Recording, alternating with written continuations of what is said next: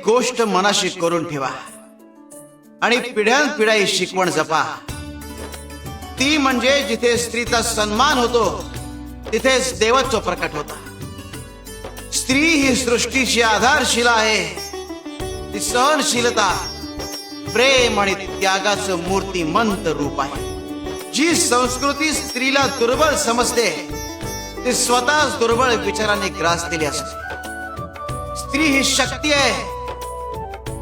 तिचं रक्षण कराल तर समाज उन्नत होतो आणि तिचा अपमान कराल तर समाज आपसुकच विनाशाच्या दिशेने जातो हे लक्षात ठेवा.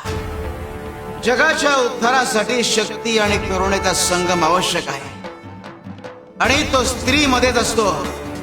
तिच्या सहनशीलतेला कमकुवत समजणारे अज्ञानी आहे. जी स्त्री प्रेमानं कुटुंब सांभाळू शकते, प्रसंगी तीच रणांगणात सेविडी सारखी लढवू शकते.